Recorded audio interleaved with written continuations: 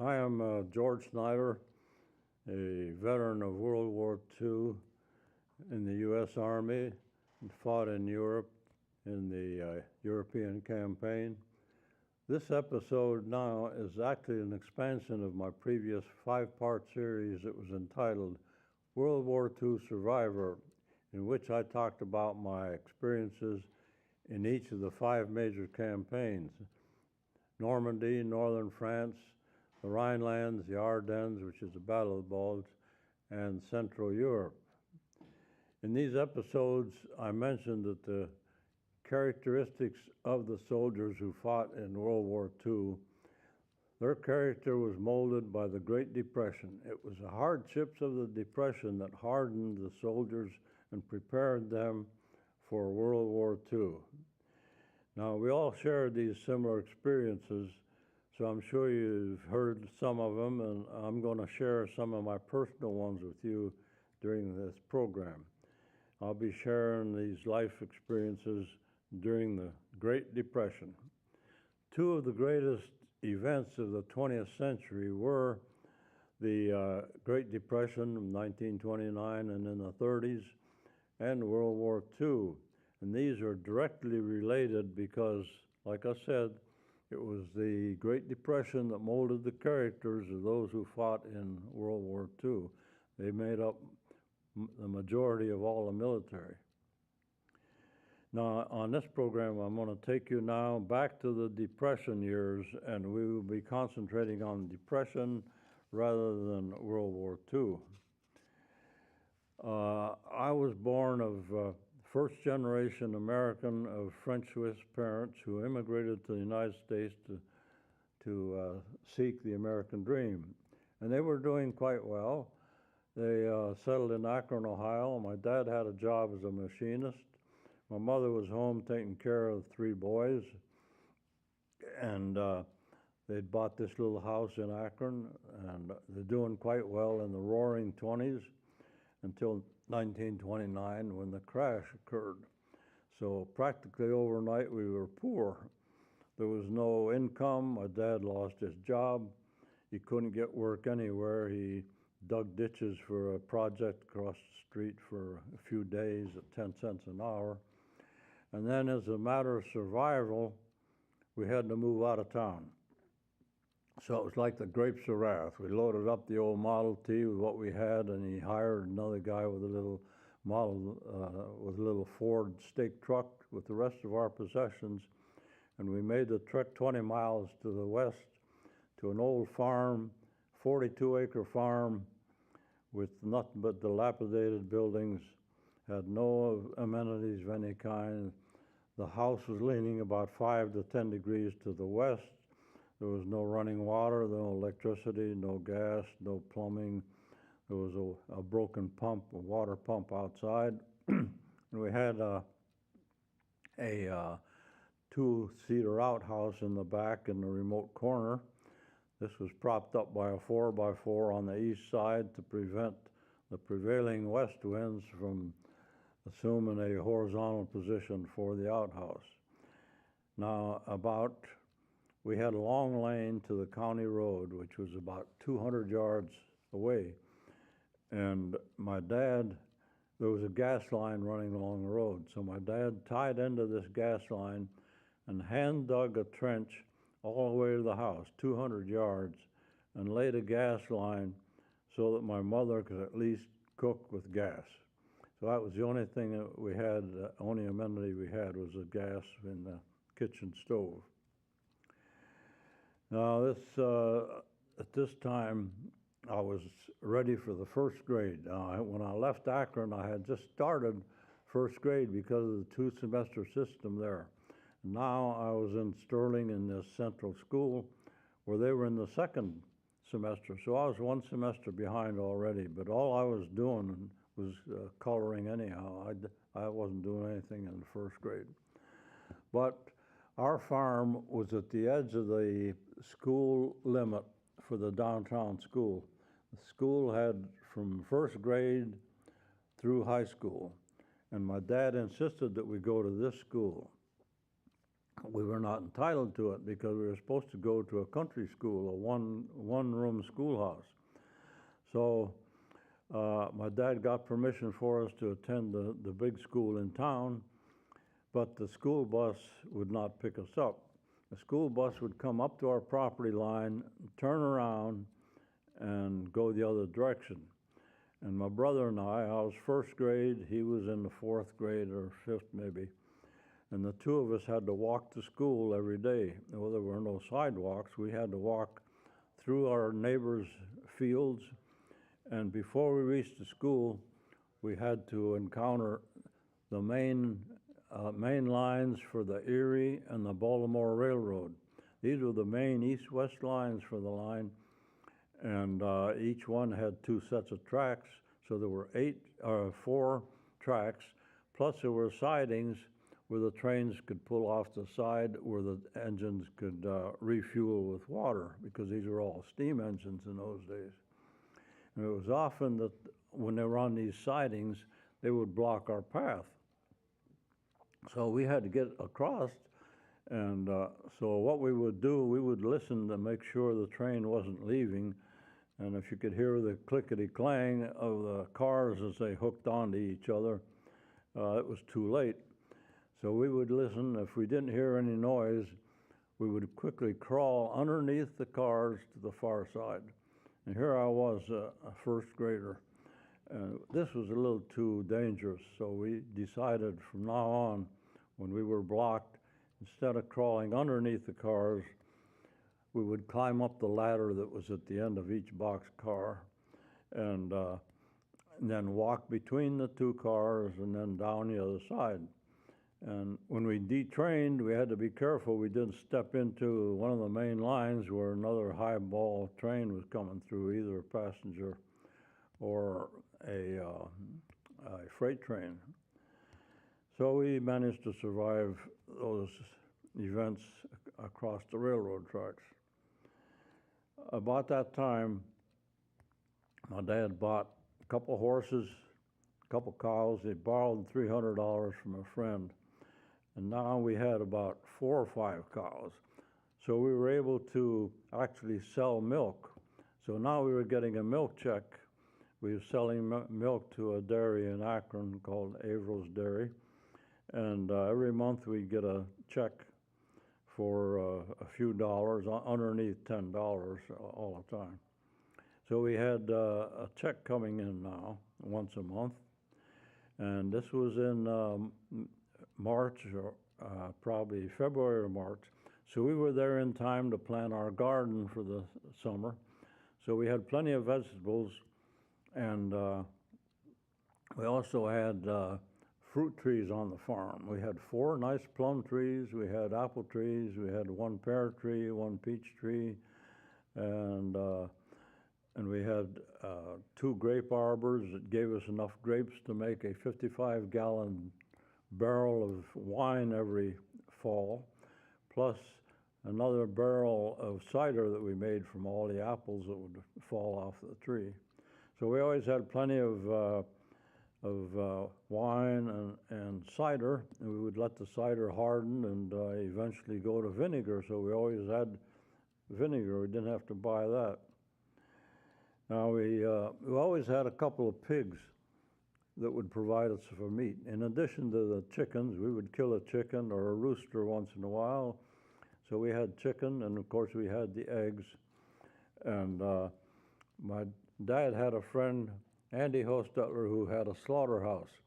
So Andy would pick up our hogs, and he would butcher them for us, and he would dress them. I don't know why they call it dressing, because you undress them. You scrape all the hair off and you cut them up, and he would lay them out for us. And then on Saturday, he would allow us to come into the slaughterhouse. Then we would cut up the hogs. We would remove the hams, the front legs, the loin, and we would cut up all the fat, and we would render this. We'd cook this, and we'd make lard. Once it's cooked, you put it in a press and squeeze the juice out, and then when it hardens, you have lard, and you have cracklings that are left in the press. So we had lard, and we made sausage out of the red meat. So this provided us with meat for the winter for the most part. And the hams were always delicious hams. We would salt them down and smoke them. So we had some good smoked meat. Now, we also would plant enough potatoes to take us over through the winter. In the wintertime, we had potatoes. We still had some apples left over that would last mostly of the winter. And we would have what my mother canned in the form of vegetables. So, but the winters were a little sparser than the summertime because we didn't have all the fresh fruit and vegetables. And I can remember one time that we had so little food in the house that my lunch that day was 2 pieces of bread, 2 pieces of my homemade bread that my mother made, and that was my lunch. Now, about this time, we also began working for a neighbor, the 3 boys. He had a fruit farm, a hilltop fruit farm, and he could really grow strawberries. And for strawberry season, we would pick strawberries for him. He would pay us 1.5 cents a quart, and he would insist that they be piled up over the top. And then he would sit back and level them off and make a few extra quarts for himself. So one time at the peak season, my younger brother, 2 years younger than I was, he picked an even 100 quarts, and that day I picked 92. So we were making some spending money, and about time I was in the 5th or 6th grade, I started doing manual labor around there too. I would do threshing, and I would shock oats and wheat. Very dirty work and very strenuous, and I was getting 10 cents an hour. And just before the war, I got fed up with 10 cents, so I was demanding 20 cents an hour. So that kept us in a little spending money. And when I wrote my autobiography, which you see a copy on the screen there now, and my daughter Barbara Ann edited the book and proofread it about 12, 13 times, she was impressed with how poor we really were. And one thing that impressed her was that we had 1 toothbrush for the whole family. And this was a wooden-handled toothbrush, which I think they brought back with them from Switzerland. And we would get a bath maybe once a week if we were lucky. And we also repaired our own shoes, work shoes. All the factories in the area were powered with steam engines that produced the power onto shafts, pulleys, and belts that would carry the power all through the factory, and this would operate all the machinery. So these belts were flat leather belts. They weren't the V-type. And when they would break, if they couldn't repair them, they were discarded. So my dad would bring these home, and we could carve out a sole from this leather, nail it onto our work shoes. So we always repaired our own work shoes. Now, 2 events that took place when I was in the 3rd grade, which are not earth-shaking events, but they're very memorable. We had a catalog from the Chicago mail order house. This was similar to Sears. They put out a catalog every year, and you could order through the catalog. And I was going through this. It had a lot of Christmas gifts in it, and there was an Uncle Wiggily game. I thought, gee, that sounds great. You would draw a card, and it would tell you where to go, and there would be obstacles along the path. You'd lose a turn, or you'd run into a wild animal or something. And the object was to get to the end. Well, I thought this was great, and I asked my mother if she'd buy this for me for Christmas. Well, she said, no, can't do it. There's no money. It was 39 cents. And a couple of days later, my dad caught her writing a mail order for 39 cents. In those days, we had no credit cards, there was no checking account. If you wanted to buy something out of town, you had to write a money order. So he asked her what she was doing. When she told him, she said, he said, well, okay, you can order it, but remember that there's not much money left. So she did order the 39-cent Uncle Wiggily game, and I got that for Christmas. So some 80 years later, after I moved down here to live with Barbara Ann, my great-grandchildren heard the story, and they felt so bad for me that they pooled their money together, and they went online, and they found one that they ordered for me for Christmas, a used one for $39 instead of 39 cents. So I was awarded this for Christmas, and it was very emotional and very well received from my great-grandchildren. So that's how things didn't cost much in those days, but we didn't have the money. And that was the big problem during the Depression. There was no money. There was plenty of love among the family. We had faith, and we had the strength we needed, but there was never any money. Now we still had the old Model T that my dad had bought when I was born in 1924, and when he needed some feed ground for the chickens or the cows, he would load this up with sacks of corn, wheat, and oats, and so forth, and take it down the mill. It cost 10 cents to get it ground. So he needed some feed one day, and he had all this feed, these sacks in the old Model T, and he had to wait for the mailman to come because he was expecting the milk check. And like I said, it cost 10 cents to get this ground, but there was not 10 cents in the house. So he waited, and sure enough, at the end of the lane, he saw the mailman stop. So he cranked up the old Ford, and when he got to the end of the lane, I saw him turn around and come back. There was no mail check. So he had to unload all the sacks, and there wasn't 10 cents in the house. So, like I said, there just wasn't any money. And the milk check and the egg money, my dad started selling eggs. He established an egg route in the early 30s. He decided he'd get a little extra money selling eggs. So he established a little egg route in Akron, and he would collect eggs from the local farmers, and then he would take these into town, and he would sell them for about 2 or 3 cents more than the grocery stores, but they were willing to pay this because they were fresher eggs. And this added another $2 or $3 every week to the kitty. So we were getting some income now and then, and we lived at the bottom of a hill called Ridge Hill, and to go to Akron, you had to get to the top of the hill, and then from there it was a little better sailing downhill. And most of you are probably not aware of this, but the old Model T Ford, the gas tank was underneath the driver's side, driver's seat.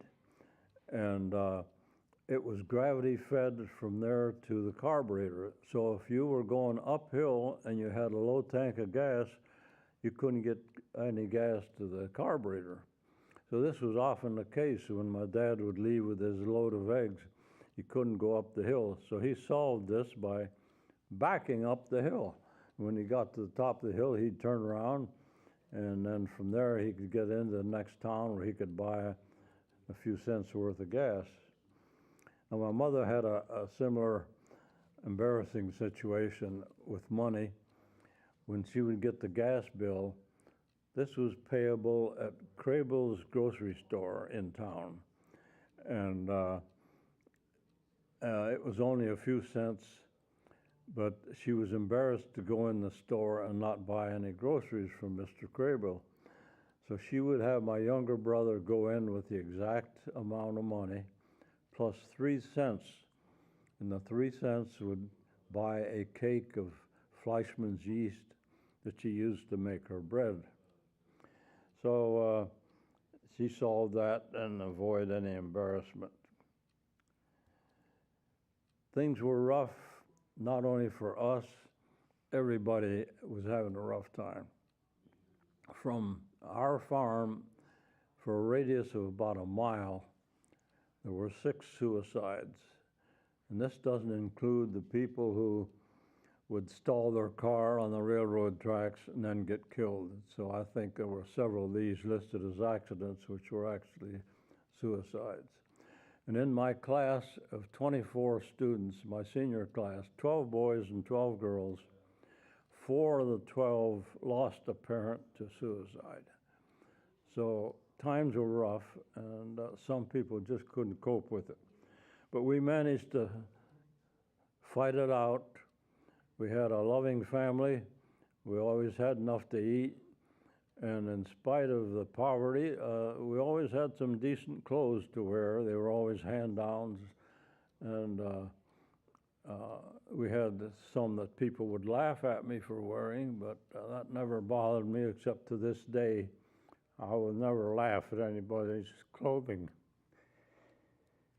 Now, after the war, we returned. My brothers and I were all in the service. My older brother had had 4 amphibious D-Day landings, North Africa, Italy, Sicily, and southern France. And when we came back, we all 3 returned. My younger brother served time in the Navy. I was in the Army. And when we came back, we were not debriefed. We didn't have to talk to any psychiatrist or psychologist. And we went about doing our business like we always did. And all 3 of us ended up professional people. My older brother was a technical director in a paper plant in Wisconsin. And I was a geologist with a master's degree from Johns Hopkins, and I worked all over the world. And my younger brother became an attorney, worked out of Cleveland. He's still there and still occasionally does a little legal work. And of the 12 boys in my class, 9 of us ended up in the service and all came back. And the one classmate who came from the poorest family in town, if you thought we were poor, these people were really poor. And this guy retired as a lieutenant commander in the Navy. So the Depression might have had some bad effect on some people, but when I look back, I think it was actually a good thing in a way. It hardened us, it prepared us for the world, it prepared us for World War II, and I don't have any regrets for the poverty that we had. We always had the love of the family and the faith and the determination to get through this. Now, in 2014, I was in the Netherlands, and I was interviewed by Martin King. He's a military historian and writer who writes for the History Channel. And he was interviewing me, and he said, "What was it that made you guys so tough?" And all I could say was it was the hardships of the Great Depression. And I'm sure that's what it was. Now, I can't add much more to this except that there are more stories in my autobiography, many more Depression stories, but I don't have time to cover any more. And I hope that you've enjoyed this. It's different from the usual one that I present about wartime experiences in World War II.